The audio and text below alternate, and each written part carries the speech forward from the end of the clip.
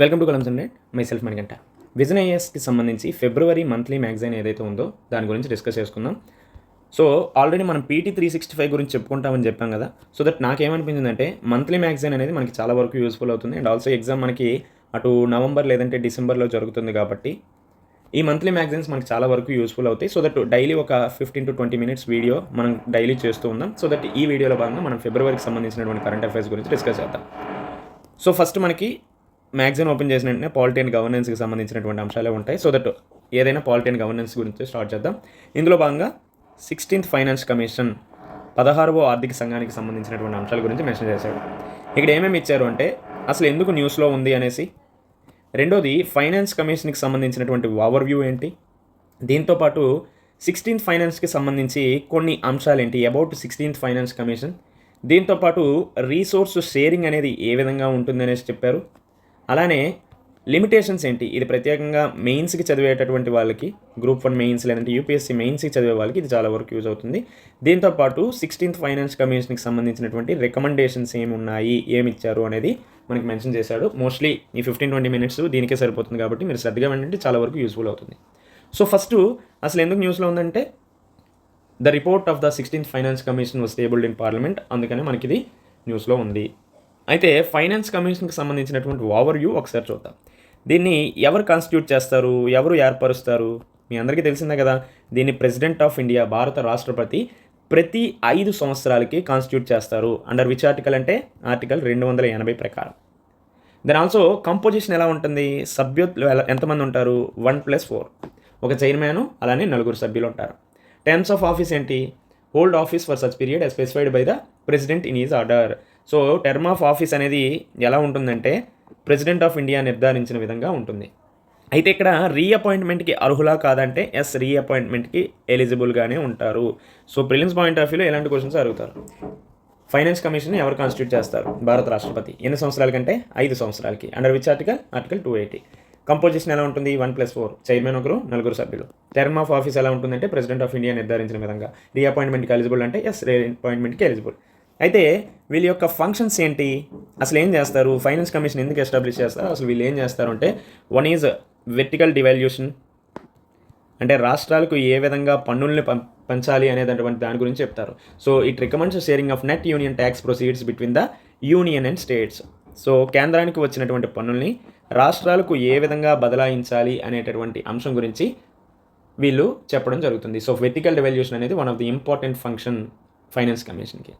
అయితే ఇందులో ఏ taxes cover అవుతాయి అంటే, వన్ ఈజ్ ఇన్కమ్ ట్యాక్స్, రెండోది జిఎస్టీ, అలానే మిగతా సెంట్రల్ గవర్నమెంట్కి సంబంధించినటువంటి ట్యాక్సెస్ ఏవైతే ఉన్నాయో వాటన్నిటిని కూడా ఫైనాన్స్ కమిషన్ ఎగ్జామిన్ చేస్తుంది. దాని ప్రకారమే వెర్టికల్ డివాల్యూషన్ అనేది కూడా చేస్తుంది. దీంతోపాటు ఈ వెర్టికల్ డివాల్యూషన్ ప్రకారం హారిజాంటల్ డిస్ట్రిబ్యూషన్ ఏ విధంగా ఉంటుంది, దానికి సంబంధించినటువంటి క్రైటీరియా కూడా వీళ్ళే డిసైడ్ చేస్తారు. అంటే స్టేట్స్కి 41% నెట్ ట్యాక్సెస్ ఇవ్వాలి అని చెప్పారు వెర్టికల్ డివాల్యూషన్ ప్రకారం. అయితే ఈ ట్యాక్సెస్ని ఏ క్రైటీరియా ఆధారంగా ఇవ్వాలి అనేది కూడా ఫైనాన్స్ కమిషన్ హారిజాంటల్ డిస్ట్రిబ్యూషన్ అనేటటువంటి విధానాన్ని అనుసరించి అందించడం జరుగుతుంది. దీంతోపాటు గ్రాంట్స్ ఇన్ ఎయిడ్ గురించి కూడా ఫైనాన్స్ కమిషన్ చర్చిస్తుంది. So it recommends financial assistance given to states from the consolidated fund of India. Consolidated fund of India ఏదైతే ఉందో దాని నుంచి రాష్ట్రాలకు ఫైనాన్షియల్ అసిస్టెన్స్ ఏ విధంగా ఇవ్వాలి, ఎంత ఇవ్వాలి అనే దాని గురించి కూడా మనకి ఫైనాన్స్ కమిషన్ చెప్తుంది. దీంతోపాటు లోకల్ బాడీస్ ఏవైతే ఉన్నాయో వాటికి కూడా నిధులు మంజూరు చేయాలి అనేసి కూడా రికమెండేషన్ చేస్తుంది. సో ఇవన్నీ కూడా ఫైనాన్స్ కమిషన్ నిర్వహించేటటువంటి బాధ్యతలుగా మనం చెప్పుకుంటాం. అయితే అల్టిమేట్గా వీళ్ళు తయారు చేసినటువంటి రిపోర్ట్ని ఎవరికి సబ్మిట్ చేస్తారు అంటే ప్రెసిడెంట్కి సబ్మిట్ చేస్తారు. సో దట్ ప్రెసిడెంట్ పార్లమెంట్ ముందు ప్రవేశపెట్టడం జరుగుతుంది. సో ఈ రికమెండేషన్స్ అన్నీ కూడా మ్యాండేటరీగా ఫాలో అవ్వాలంటే మ్యాండేటరీగా ఫాలో అవ్వాల్సిన అవసరం లేదు. వీళ్ళు ఇచ్చినటువంటి రికమెండేషన్స్ అన్నీ కూడా advisory in nature. So that advisory in nature అంటే నాట్ బైండింగ్ అని అర్థం చేసుకోవాలి. సో సలహాపూర్వకమైనటువంటి విధులు కానీ మాత్రమే ఉంటాయి, రైట్. సో ఇవన్నీ కూడా ఫైనాన్స్ కమిషన్కి సంబంధించిన ఓవర్వ్యూ. ఎవరు కాన్స్టిట్యూట్ చేస్తారు, కాంపోజిషన్ ఏంటి, టర్మ్స్ ఆఫ్ ఆఫీస్ ఏంటి, రీఅపాయింట్మెంట్, ఫంక్షన్స్ ఏంటి, అదర్ డీటెయిల్స్, ఇటువంటి అన్ని అంశాల గురించి మాట్లాడాం. దెన్ ఇప్పుడు 16వ ఆర్థిక సంఘానికి సంబంధించినటువంటి అంశాలను పరిశీలిద్దాం. 16th ఫైనాన్స్ కమిషన్ రిలేటెడ్ అంశాలు. ఇందాక చెప్పాం కదా 1+4 మెంబర్స్ ఉంటారని. సో 1+4 ఎవరు, అసలు చైర్మన్ ఎవరు 16th ఫైనాన్స్ కమిషన్, మనందరికీ తెలిసిందే అరవింద్ పనగారియా. సో ఈ క్వశ్చన్స్ అనేవి ప్రిలిమ్స్ పాయింట్ ఆఫ్ వ్యూలో very very important. So 16th finance commission యొక్క చైర్మన్ ఎవరు అంటే అరవింద్ పనగారియా. ఓకే. దెన్ అలానే ఈ 4 మెంబర్స్ ఎవరైతే ఉన్నారో వారి గురించి చూసుకోండి. One is Ravishankar, second one is Annie George Mathew, third one is Manoj Panda, fourth one is Soumya Kanti Ghosh. So వీళ్ళ నలుగురు కూడా మెంబర్స్. మనకి మెంబర్స్ కంటే చైర్మన్ ఎవరు అనేది గుర్తుపెట్టుకోండి. ఇంకోటి ఏంటంటే 14th 15th ఫైనాన్స్ కమిషన్కి సంబంధించినటువంటి చైర్మన్స్ కూడా గుర్తుపెట్టుకోండి. ఇఫ్ ఇన్ కేస్ మీకు తెలిస్తే కామెంట్ సెక్షన్లో తెలియజేయండి. రైట్. సో ఈ ఫైనాన్స్ కమిషన్ అవార్డు పీరియడ్ ఏంటి అంటే ఏ కాలం నుంచి ఏ కాలం వరకు ఇవి ఇచ్చినటువంటి రికమెండేషన్స్ అమలు చేయడం జరుగుతుందంటే April 1st 2026 to March 31st 2031 వరకు దీని యొక్క అవార్డు పీరియడ్ అనేది ఉంటుంది. Then also terms of references ఏంటి అంటే దేని గురించి ఇవి రికమెండేషన్ చేస్తాయంటే ఇందాక చెప్పినట్టే ట్యాక్స్ డివాల్యూషన్ అంటే వెర్టికల్ డివాల్యూషన్ ఏ రాష్ట్రాలకి ఎంత ఇవ్వాలి అనేది అంటే vertical devolution one is, second one is horizontal distribution. ఇంకోటి ఏంటి ఇందాక ఇక్కడ చెప్పినట్టే గ్రాంట్స్ ఇన్ ఎయిడ్, లోకల్ బాడీస్కి ఏ విధంగా ఫండింగ్ ఇవ్వాలి, డిజాస్టర్ మేనేజ్మెంట్కి సంబంధించినటువంటి విషయాల మీద కూడా ఫండింగ్ ఇస్తారు. So the terms of reference ఏంటి, one is tax devolution, second one is grants ఏ రాష్ట్రాలకు ఫైనాన్షియల్ అసిస్టెన్స్ ఇవ్వాలని చెప్తుంది. దీంతోపాటు లోకల్ బాడీస్కి ఎంత ఫండింగ్ ఇవ్వాలనే దాని గురించి మాట్లాడుతుంది. Last but not least disaster management విపత్తు నిర్వహణకు సంబంధించినటువంటి విషయాల మీద కూడా ఫండింగ్ సంబంధిత రికమెండేషన్స్ చేస్తుంది. ఇవి మాత్రమే కాకుండా if in case terms of reference ఇంకేమైనా ఉంటే దాని గురించి కూడా చెప్తుంది.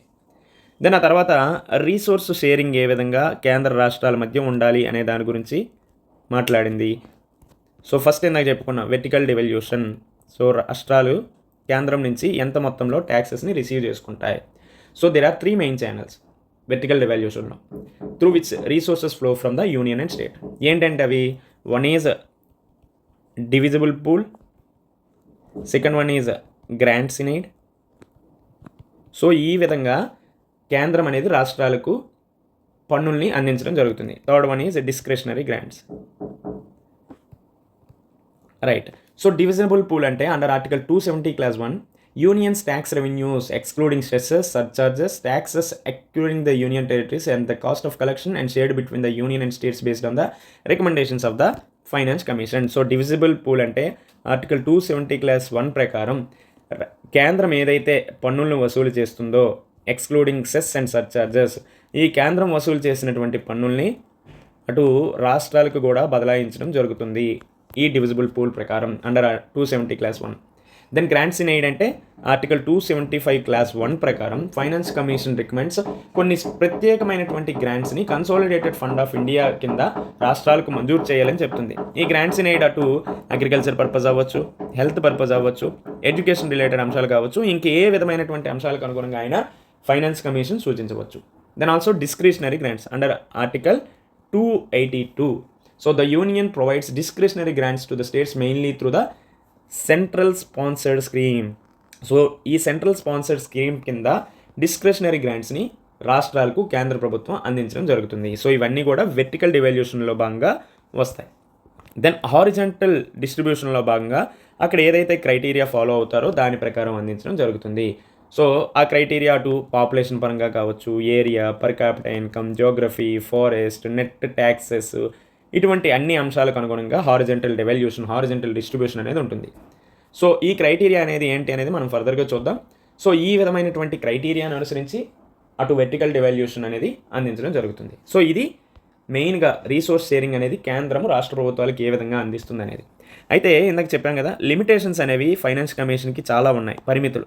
ఈ పరిమితులు ఏవైతే ఉన్నాయో ఇది మనకి మెయిన్స్ పర్స్పెక్టివ్లో కొంతవరకు ఇంపార్టెంట్, ప్రత్యేకంగా గ్రూప్ 1 UPSC రాసేటటువంటి అభ్యర్థులు. సో ఏంటా లిమిటేషన్స్ అంటే first one is data gaps. So ఇది జస్ట్ మీకు ఫాస్ట్గా చెప్పేస్తాను, దీని గురించి మీకు అంత ఎక్కువగా అవసరం లేదు, ప్రత్యేకంగా గ్రూప్ ప్రిలిమ్స్ పాయింట్ ఆఫ్ వ్యూలో. So mainly official physical data ఏదైతే ఉందో దాన్నే బేస్ చేసుకొని ఇస్తారు. సో దట్ ఇది ఇన్కంప్లీట్గా ఉంది, ఇన్కన్సిస్టెంట్గా ఉంది, అండ్ ఆల్సో అవుట్డేటెడ్గా ఉంటుంది. సో దట్ దీనివల్ల డేటా గ్యాప్స్ వస్తుంది, అందువల్ల సరిగ్గా రికమెండేషన్స్ అనేవి అందించలేం. అండ్ ఆల్సో పొలిటికల్ ప్రెజర్స్, రాజకీయ ఒత్తిడి అనేది కూడా ఎక్కువగా ఉంటుంది. అలానే జిఎస్టీ కౌన్సిల్తో ఓవర్లాప్ కూడా అవుతుంది. సో ట్యాక్స్ డెసిషన్స్ అన్నీ కూడా ఎవరు తీసుకుంటున్నారంటే GST council. So that directly after the revenue pool the FC distribute. So that ఈ జిఎస్టీ కౌన్సిల్ అలానే ఫైనాన్స్ కమిషన్ ఈ రెండింటి మధ్య కూడా ఓవర్లాప్ అనేది అవుతుంది.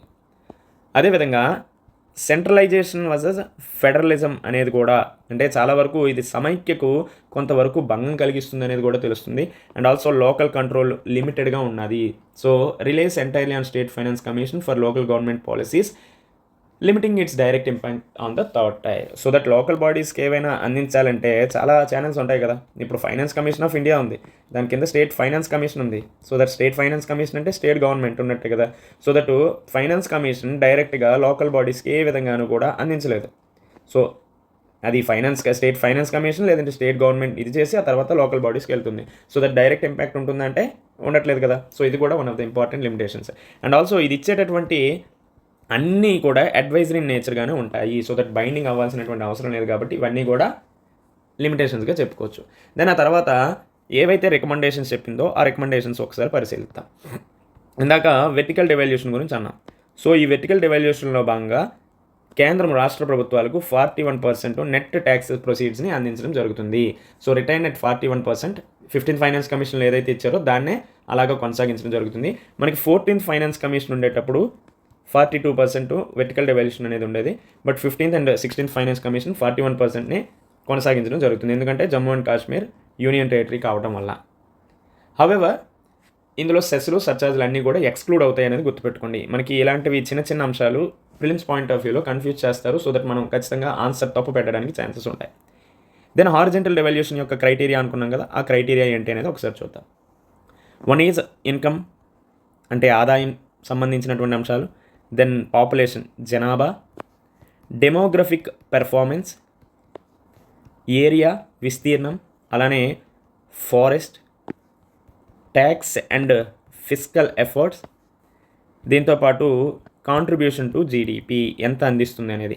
సో ఇది మనం అటు 15th finance కమిషన్తోనూ 16th finance commission ఈ రెండింటి మధ్య డిఫరెన్సెస్ ఏంటి అనేది చూసుకుందాం. ఎందుకంటే ఇది మెయిన్స్ పాయింట్ ఆఫ్ వ్యూ కూడా ఎక్కువగా ఇంపార్టెంట్.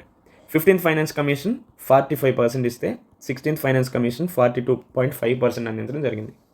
పాపులేషన్ అనేది 2011 సెన్సెస్ ప్రకారం ఇక్కడ 15% ఉంటే ఇక్కడ కొంచెం ఇంక్రీజ్ అయింది 17.5%కి. దెన్ డెమోగ్రఫిక్ పెర్ఫార్మెన్స్ ఇక్కడ 12.5% ఉంటే ఇక్కడ 10%కి ఇంక్రీజ్ చేశారు. దెన్ ఏరియా 15%, ఇక్కడ 10%. సో ఇది కొంతవరకు బెటర్ అని చెప్పుకోవచ్చు. ఫారెస్ట్లో అయితే 10%. సో దట్ ఇది నార్మల్గా ఇంతకుముందు ఎలా ఉందో అలానే ఉంది. ట్యాక్స్ అండ్ ఫిస్కల్ ఎఫర్ట్స్ అయితే 2.5% ఉండేది. 16th ఫైనాన్స్ కమిషన్లో దీన్ని తొలగించడం జరిగింది. కాంట్రిబ్యూషన్ టు జీడిపి అనేది 15th ఫైనాన్స్ కమిషన్లో మనకి లేదు, బట్ 16th ఫైనాన్స్ కమిషన్లో 10%గా మార్పు చేయడం జరిగింది. సో దట్ ఇది 15th and 16th finance commission మధ్య ఉన్నటువంటి సంబంధాలుగా మనం చూసుకోవచ్చు. అలానే ఇంకా ఏ అంశాల గురించి చెప్పారు? వన్ ఈజ్ గ్రాంట్స్ ఇన్ ఎయిడ్కి సంబంధించి. గ్రాంట్స్ ఇన్ ఎయిడ్కి సంబంధించినటువంటి అంశాలు ఏంటంటే అరౌండ్ 9.47 lakh crore అనేది అర్బన్ లోకల్ బాడీస్కి, రూరల్ లోకల్ బాడీస్కి, అలానే డిజాస్టర్ మేనేజ్మెంట్కి దృష్టిలో పెట్టుకొని గ్రాంట్స్ ఇన్ ఎయిడ్ని అందించడం జరిగింది. హౌవెవర్ ఇందులో మనకి ఇంతకుముందు రెవెన్యూ డెఫిసిట్, అలానే sector specific, state specific grants అనేవి ఉండేవి. వీటన్నిటిని కూడా తొలగించేశారు. ఇప్పుడు కేవలం రూరల్ అర్బన్ లోకల్ బాడీస్ అలానే డిజాస్టర్ మేనేజ్మెంట్కి సంబంధించినటువంటి అంశాలు మాత్రమే ఉన్నాయి. దానికి ఎంత అలొకేట్ చేశారంటే 9.47 lakh crore అలొకేట్ చేయడం జరిగింది. ఇందులో లోకల్ బాడీకి సంబంధించినటువంటి గ్రాంట్స్ ఏంటనేది చూద్దాం. వన్ ఈజ్ 4.4 lakh crore అనేది రూరల్ లోకల్ బాడీస్కి, అలానే 3.6 lakh crore అనేది అర్బన్ లోకల్ బాడీస్కి అందించడం జరిగింది. రైట్. అదేవిధంగా ఇంకా మనకి డిజాస్టర్ మేనేజ్మెంట్కి సంబంధించినటువంటి విషయాల్లో కూడా 2.4 lakh crore disaster relief and management ఫండ్కి అందించడం జరిగింది. 2,04,400 కోట్లను డిజాస్టర్ రిలీఫ్ అండ్ మేనేజ్మెంట్ ఫండ్కి అందించడం జరిగింది. రైట్. దీని యొక్క కాస్ట్ షేరింగ్ ఎలా ఉంటుందంటే 90:10% అటు నార్త్ ఈస్టర్న్ అండ్ హిమాలయన్ స్టేట్స్కి, అలానే మిగతా స్టేట్స్కి 75:25 అనేది కాస్ట్ షేరింగ్ అనేది అందించడం జరిగింది. ఈవెన్ ఈ డిజాస్టర్ మేనేజ్మెంట్లో రీసెంట్గా కొత్త డిజాస్టర్స్ని కూడా యాడ్ చేయడం జరిగింది. ఏంటంటే ఆ న్యూ డిజాస్టర్స్ అంటే one is heat waves, second one is lightning. So అటు వడగాల్పులకి దీంతోపాటు పిడుగులు ఇటువంటి వాటిని కూడా యాడ్ చేయడం జరిగింది జాతీయ విపత్తుల అంశంలో. రైట్. ఇవన్నీ కూడా మనకి ఉన్నటువంటి అంశాలు. సో ఫర్దర్గా ఇఫ్ ఇన్ కేస్ ఏమైనా యాడ్ అయితే దాని గురించి డిస్కస్ చేద్దాం. అయ్యో మీ అందరికీ అర్థమైంది అనుకుంటున్నా. సో ఈ విధంగా డైలీ మనం ఒక 15 minutes నిడివి ఉన్నటువంటి వీడియోని మన ఛానల్లో అప్లోడ్ చేద్దాం. ఇఫ్ ఇన్ కేస్ మీకు ఏమైనా డౌట్స్ ఉన్నా కామెంట్ సెక్షన్లో తెలియజేయండి. Until then stay tune, take care.